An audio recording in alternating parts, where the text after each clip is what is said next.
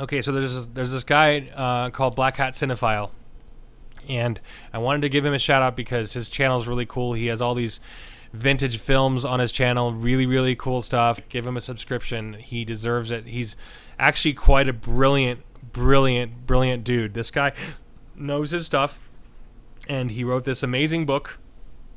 Anyway, the art is amazing. It's really awesome, and I just started this, and it's really freaking awesome. Check it out.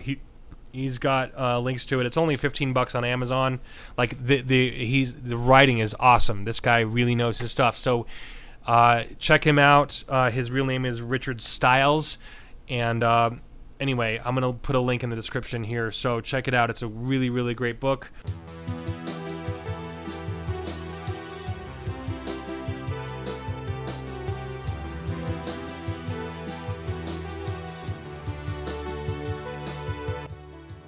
Hello and welcome to the Fanatics of Film. Thank you so much for joining me here again today. My name is Ben, and you've reached the that corner of the internet that decided to just do Swamp Thing and Stranger Things, or at least the the two things with the swamps and the strangers. It's sad that it's only got one season. Apparently there were some tax issues with the show, and so as a result, it's created problems for them to keep going. So anyway, without further ado, I couldn't help but be disappointed when we discovered that Alec's sudden presence as himself is merely a temporary hallucination, and he can't just simply change back and forth just like a change in a costume. In this opening scene, we learn about some new powers and perhaps obligations Alec has become subject to. He can summon the trees to deliver plums, just like a pizza delivery, only this is presented through the window. He can also hear all the plant life, and he is sensitive to the individual characteristics and personalities of these plant lives, of these individual plants' lives, or green beings. This did make me think about the sheer number of beings that he's communicating with at this point, or at least hearing. They're audible to him. This did make me think about the sheer number of beings. I mean, how many different species of plants are there that exist in this type of swamp, and then how many individual plant beings exist within each species? I mean, each blade of grass. It's just like, wow. I would just leave it at that, but I just wanted to point that out. It seems that he has already willed the vines to tear someone apart, and at least I think that happened in the first episode while protecting someone. And it just makes me think about the size of this green army, this new green army that he's got going here. So he just talks about how plants are more sensitive than animals, just that their voices are quieter. When she is slightly surprised, when Abby is slightly surprised that he can communicate or at least hear the plant life. Just after he reveals these powers, that this natural force known as the Murray Swamp, just after that occurs, Alec reveals to us that his plants are trying to talk to him for a specific reason. Perhaps they really need his help. Perhaps they know that for some reason he has the ability and integrity to be some kind of help in this madness and to carry out the cleansing of the swamp, like someone else in Washington right now.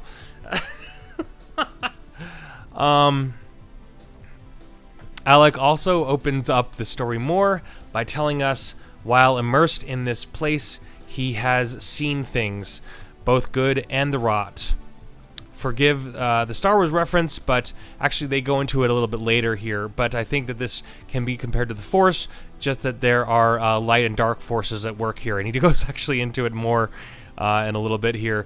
He goes, you know, they're trying to. He says that they're trying to tell me something. There is so much unimaginable beauty, so much death here. So there are polar opposites. It sounds like there's this really there is huge opposition going on here. So there are specific areas that have been consumed by this rot, the darkness. Abby is determined to find a cure for Alec, and she insists on finding a cure for him, as she has continued to. Cable and Liz discuss Abby and Alec, and it is only a matter of time before everyone in Murray knows exactly who Alec has become, and even worse, where he is and how he can be a threat. And so he's only a matter of time before he becomes hunted down like this scientist that he is. Cable further reveals that now that he has seen Alec's new makeover, he is fearful of this supernatural darkness and has decided to establish residency in this place that is on the off-beaten path. Avery's and Lucilla continuous crookedness in this show when they discuss the past, that how Alec is still alive. Lucia insists that they must go and get rid of their new loose end Alec. So once again, it's been revealed so far so many times that Avery is behind everything, or at least he's got dirt on everybody and everything. And so it's slowly coming to light that that really Lucia is the one behind, or at least she's compliant with all the madness that's going on here. Something new is happening in the swamp. Abby hasn't seen much of this here ever. Has never seen this much lush quality being so prominent in the swamp before, even though she grew up there. This leads me to believe that Alec's inner qualifications that the plants are in tune with really comes into play here. He has somehow changed the attitude of the swamp, rendering it almost more confident of himself. He's more confident of himself at this moment because he is seen as himself and not the swamp thing. Abby says, "I haven't seen it this lush before. Plums appear, etc." Of course, Alec's response is very, very cool. He says here that it's not connected to a world that has anything to do with logic. And she's like, "Logic, really, or science?" And he's like, "No, the science is real, profound, and there are parts of this world that are just profound, just as natural." One thing to point out here is that he calls this area a world, so he's viewing it as this larger area, this larger world that we're not used to, or meaning that he sees something possibly much larger, on not necessarily in size, but in spirit and integrity, maybe. At least that's my assumption of it. That's my assessment. Like the green, he calls it the green. So interesting stuff here. It's really good. I do like the writing a lot. It's good. It's well written stuff. And it's more than that. There are unseen forces all around us that he describes. He talks about that, forces of life and death. In the best of times, they work against each other in a kind of harmony, keeping a balance. So there is a balance there. Once again, balance of the force type of thing that's going on there. And the other times where there are darker elements, the death and the rot, it takes over, drowns out the green. I guess what Alec has become, the protector of the swamp, someone who sees good and aims to preserve it. So apparently the source of the rot is chainsaws and the accelerant, etc. I would normally think that the accelerant was something that sped up the growth of the plants, making them more alive, or at least that's how they described it there. But in this episode, at least so far, it is just a negative effect. Perhaps a side effect, or maybe even just a mistake. I don't know. I'm not a fan of that. Like it seemed to. I don't know. Maybe I could be wrong, but it seems as though that they led it to believe like it was more. I don't know. Maybe. Yeah, it's tough to analyze. I'm not quite sure exactly how I feel about it because it's something that, like I described in the first episode with the War of the Worlds moment where it's like, shocking, and that was a funny moment, and it was something that was very prominent and very interesting to me. And I'm not sure if I'm a fan of this, the idea that it's just kind of, that the accelerant is just playing in the background. I feel like it deserved a little bit more, but, well, oh well, because they built up to that. They built up to that being like a huge part of it at the in the first episode, so oh well, whatever. It doesn't need to be. I just wanted it to be. I just wanted it to be a bigger part of the story. I guess it doesn't have to be, as long as you're treating all the characters and everybody right. I guess whatever. So I would normally think that the accelerant was something that sped up the growth of the plants, making them more alive, but in this episode, at least so far, it is just a negative effect. Perhaps a side effect, or maybe even just a mistake. I don't know. It seems like they're going to make this accelerant more on the forefront in the center of central story beat, but apparently not. So, Avery and Lucia and the sheriff are hell-bent on double-crossing each other. This leads me to believe that they are now just slightly annoying or just fun to watch. I can't tell. So, Abby and Alec are just inside the rot of the swamp, and it was silly for them to be so far in there to get the specimen. It was kind of a weird moment because they had to go so far into it, and then they had to run anyway. It served the purpose of her getting attacked. This was kind of a silly scene. I realized the importance of this scene. It was just a way to have Alec use his power to unite the two different types of pathogens inside Abby, stopping the war that was going on inside her. And here we are here too. Oh, how cute! The Cable family collaborate on a murder together. Aw, how quaint. This was starting to dislike these people. They're all just. I mean, you know, there's. I mean, you're supposed to really like them all. Like, you're supposed to develop a real likeness for them, and I feel like that we got cheated out of that a little bit. I don't know, that's just my opinion, maybe. I could be wrong. But it's just kind of going, at least, there's not as much, I mean, these people are so kind of awful to everybody, so they're just kind of like, I mean, it's like, normally Lucia, like, I would care, but she's just awful to everybody, so I don't have any empathy for her at all. She just kind of, you know, I guess she's protecting her son, I guess, but she's always been just, anyway, it's just funny how, like, everybody's a villain in this show. Everybody except for Alec and Abby, and they're the only two, like, shining lights in this show. I'm starting to, okay, so, everyone seems annoyed with each other. Abby and Alec seem to be the only shining light in this tunnel. As Abby's infection grows within her, I am reminded of Alec and how he removed the disease from her before and carried as a courier to transfer the disease back to its original regretted host, the body in the tree that had spawned the hallucinations in I think it was like episode 2 or 3. This moment was weird because I was immediately reminded of that, but he didn't do it. Instead, Abby reminds him that he can make whatever he deems needed at the time available by making it grow from another location, transporting it through the swamp network right to their window like a mobile pharmacy, or just like ordering drugs online and having them delivered to your window via drone. Alec performs his newfound skill, or green thumb, displaying the gardening by making the antidote flower grow into availability. This show sounds like it really wants to show magical properties of botany, which is awesome. How plants can be pretty much anything while shaking our world up and making us believe anything is possible at the same time. Apparently Avery is Cable's father. This is kind of a mess. It's kind of like I don't care about either of them, so who gives a crap? It's like, I don't know. What do you guys think? Do you care that it's Matthew Cable's is Avery's son? I mean, I don't know. Maybe not. Like, they're both villains. So I guess maybe I should care, but I don't know. What are your thoughts? Let's see. So he talks about how there's a war going inside her. There are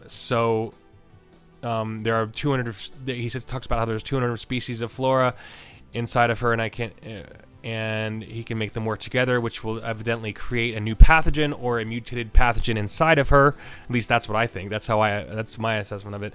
Making her unique to Alec, which is what's expected from the direction of the story so far, which is something that I really like. Alec was able to coax them to grow and heal inside of her, which was very cool. And yet another power that he's showing he's able to really manipulate them, and that's why he's needed in the swamp. So I could see him, because he's able to fix the situation inside of her, he could probably end up healing many people.